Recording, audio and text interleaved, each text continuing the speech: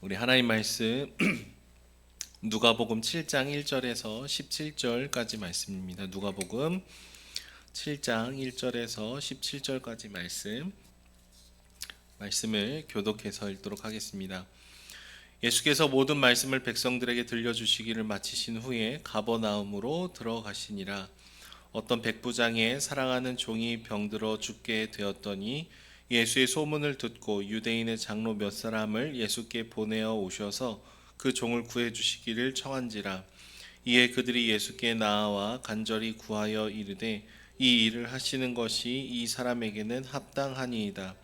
그가 우리 민족을 사랑하고 또한 우리를 위하여 회당을 지었나이다 하니 예수께서 함께 가실새 이에 그 집이 멀지 아니하여 백부장이 벗들을 보내어 이르되 주여 수고하시지 마옵소서. 내 집에 들어오심을 나는 감당하지 못하겠나이다. 그러므로 내가 주께 나아가기도 감당하지 못할 줄을 알았나이다. 말씀만 하사 내 하인을 낫게 하소서. 내 아래에도 병사가 있으니 이더러 가라 하면 가고 저더러 오라 하면 오고 내 종더러 이것을 하라 하면 하나이다.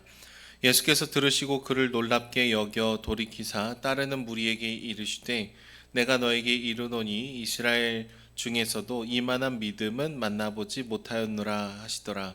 보내었던 사람들이 집으로 돌아가 보매 종이 이미 나아 있었더라.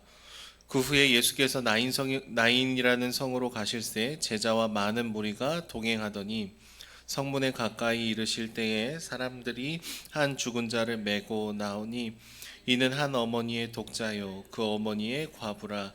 그 성에 많은 사람도 그와 함께 나오거늘 주께서 과부를 보시고 불쌍히 여기사 울지 말라 하시고 가까이 가서 그 관에 손을 대시니 맨 자들이 서는지라.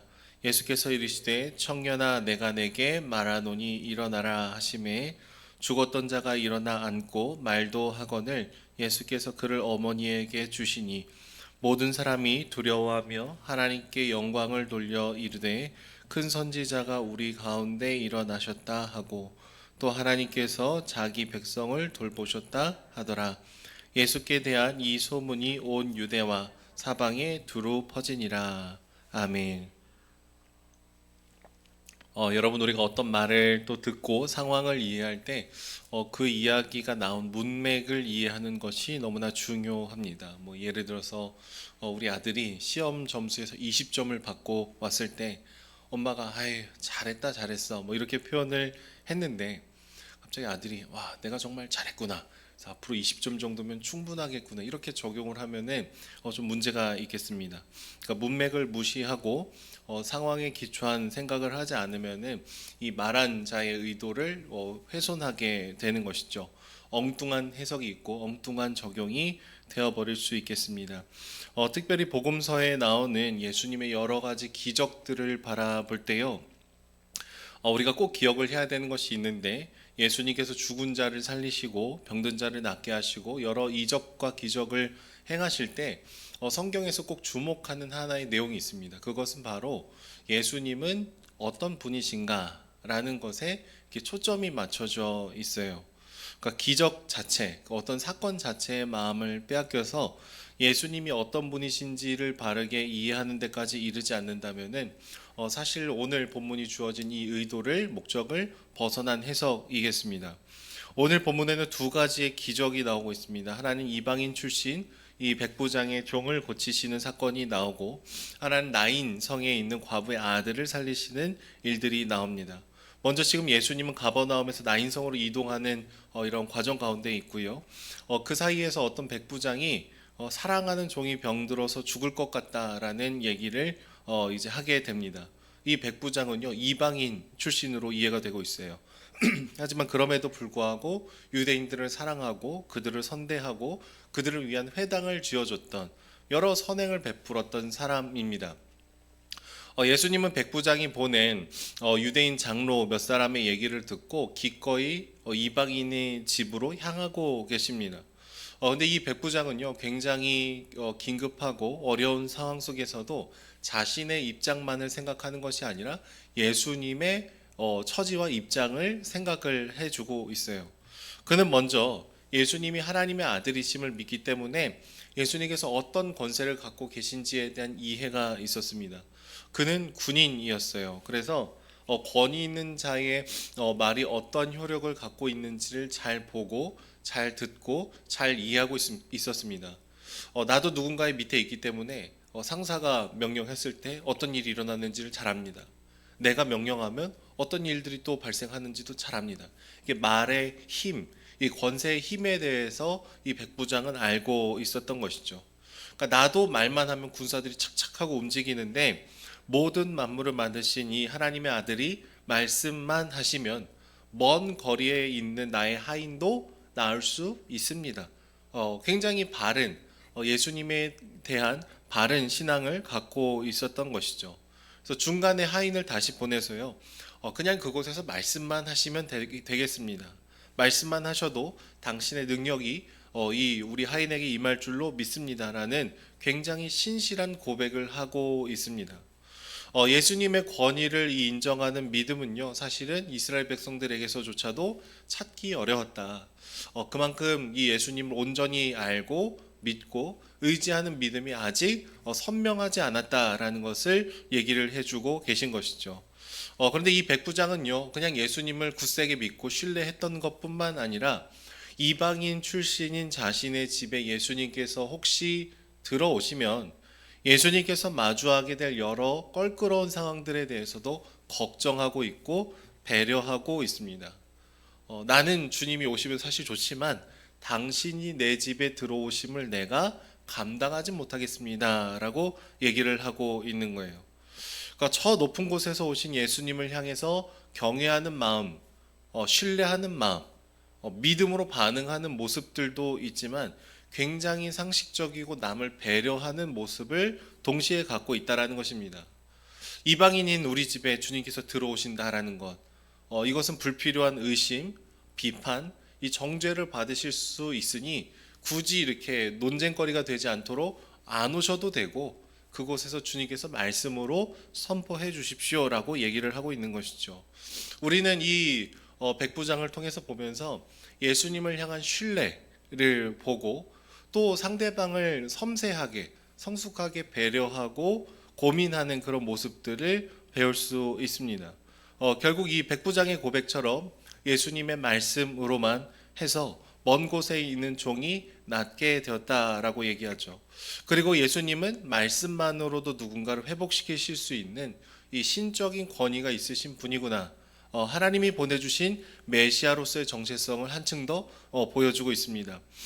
그리고 단지 예수님은요, 이 사건을 통해서요, 유대인들만을 위한 메시아가 아니라 예수님을 바르게 믿고 따르고 나의 주인으로 고백하는 이방인들도 외인이 아니라 하나님의 가족이 될 수 있다라는 여러 사인들을 지금 보내주고 계시는 거예요.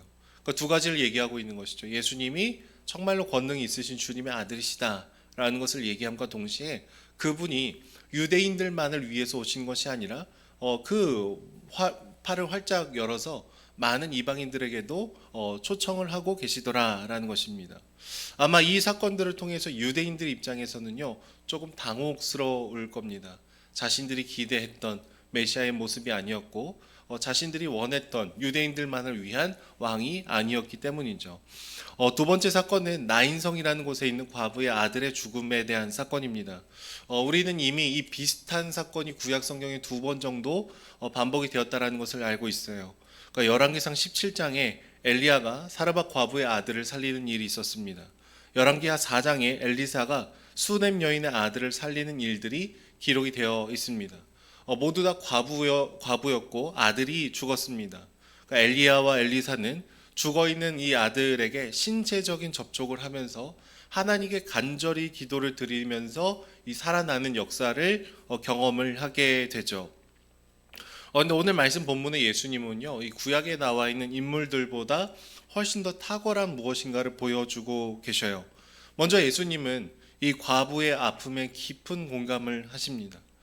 그 아들을 잃어버린 이 과부에게 찾아가셔서 어머니에게 찾아가셔서 불쌍히 여기사라는 표현을 쓰고 계셔요.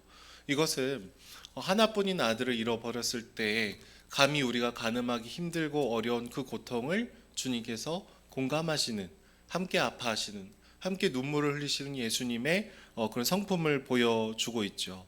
그리고 오늘 본문에서는 청년아 내가 내게 말하노니 일어나라. 그 말씀만으로 기적을 일으키십니다. 그러니까 예전에는 몸을 붙여서 하나님께 기도를 하는 장면이 나오지만 지금 예수님은 자신의 말씀으로 자신의 권위로 죽은 자를 살리는 그런 모습을 보여주고 계시더라라는 거예요. 그러니까 서두에 말씀드린 것처럼 이 기적이 결국 어떤 것을 향해서 초점을 맞추고 있습니까? 이 예수님이 누구신가? 이 초점이 맞춰지고 있어요. 그래서 오늘 말씀의 맨 마지막을 보시면은 모든 사람이 예수님을 두려워하고 경외하고 하나님께 영광을 돌리더라라고 얘기합니다. 이전과는 비교할 수 없는 큰 선지자라고 얘기를 하죠. 그리고 바로 그분이 뭐라고 합니까? 우리의 백성들을 돌보시는 분이다라는 것을 얘기합니다. 보통 우리는 두 가지 균형을 잃어버릴 때가 종종 많아요. 큰 일을 하시는 분들은 누군가의 아픔, 고통을 잘 못 느낄 때도 있고 섬세하게 느끼다 보면은 또 이게 큰 일을 못하는 경우들도 있을 때가 있습니다. 그런데 주님께서는 가장 큰 선지자이시고 하나님의 아들이신 너무나 위대하신 분인과 동시에 우리의 신음소리를 들으시고 우리의 눈물을 아시고 우리의 아픈 마음을 공감하신다라는 것이죠. 결국 우리는 오늘 본문을 통해서 우리가 믿고 우리의 주인이라고 고백하는 이 예수님이 어떤 분이신지를 주목해야 됩니다. 그냥 단지 내가 원하는 기적을 일으키시는 분이 아니라 자신의 이 백성의 범위를 끊임없이 넓혀 가시는 분, 그리고 하나님의 자녀로 초청하고 계신 분이다라는 것이죠. 유대인들 입장에서는 이방인들을 굉장히 싫어했겠죠. 그러니까 짐승 취급했고 짐짝 취급했습니다. 근데 그들을 향해서 지금 예수님께서 두 팔을 벌려서 내가 너희를 향하고 있다라는 것을 얘기하고 있는 거예요. 그러니까 때로는 교회 안에서 저희가 신앙생활을 하다 보면은 우리 각자가 다 나름대로 상처와 아픔이 참 많이 있습니다. 까칠하고 상대하기 어려운 분들도 마주할 수밖에 없어요. 나도 그런 사람의 또 하나일 수도 있다라는 것이죠. 왜냐하면 교회는 내가 죄인임을 고백하고 예수님의 은혜가 나에게 필요합니다라는 것을 고백하는 사람들의 모임이기 때문에 그렇습니다. 다른 사람을 뭐 떠올리고 볼 것이 아니라 우리 자신도 그러하더라라는 거예요. 그러니까 겉으로는 괜찮아 보이고 겉으로는 아무런 문제가 없어 보이지만 우리 모두는 예수님이 필요합니다. 우리는 모두 이방인이고 사실 어떤 특정한 영역에서는 우리가 실패하고 넘어질 때가 많은 깊은 죄인이기 때문에 그런 것이죠. 근데 오늘 말씀에 나오는 예수님이 끊임없이 이방인들을 향해서 외인처럼 여겨지는 사람을 향해서 두 팔을 벌려 환영하고 계시다라는 것을 우리는 기억할 수 있었으면 좋겠어요. 두 번째는 우리가 믿는 예수님은 죽음을 이기신 분이다라는 거예요. 오늘 본문에서 죽어있는 아들을 살리시는 기적을 나타내시죠. 근데 여러분 한 번 다시 살아났던 이 아들도 다시 죽음을 맞이했을 것입니다. 육체의 한계를 마주했었을 거예요. 우리는 종종 기도해도 우리의 질병이 낫지 않는 경우들도 있습니다. 잘 아시다시피 저도 이게 신장이 좋지 않아서 계속해서 병원에 진료를 보고 있어요. 물론 15년이 넘는 시간 동안 약을 먹으면서 정상인 수준으로 잘 관리가 되고 있어서 감사하지만 완치가 되지 않는 한계도 마주하고 있습니다. 근데 우리가 기억해야 되는 것은요, 우리 모두 죽음을 이기시는 주님의 은혜가 필요하고 그 은혜를 경험하게 될 것이다라는 것입니다. 이 땅 위에서 허락된 시간을 살다가 누구도 제외 없이 죽음이라는 것을 맞이하게 될 텐데, 그러나 죽음을 이기신 주님께서 하나님의 은혜로 우리를 붙들어 주시고 영원한 소망을 우리에게 허락을 해 주실 것이다 라는 것이죠. 예수님이 이 땅에 오셔서 죽으시고 부활하심으로써 죽음이 모든 것의 끝이 아님을 몸소 보여주신 것을 우리는 기억을 해야 됩니다. 그래서요, 우리가 원하는 때에 우리가 원하는 방법으로 당장에 오늘 본문에 나오는 그 기적과 같은 일이 일어나지 않는 답답한 순간들도 있으나, 그러나 그 기적 자체의 마음을 빼앗기는 것이 아니라 결국 예수님이 어떤 분이시고 우리 삶에 어떻게 동행하고 계신지를 바라보고 집중을 해야 되는 것이죠.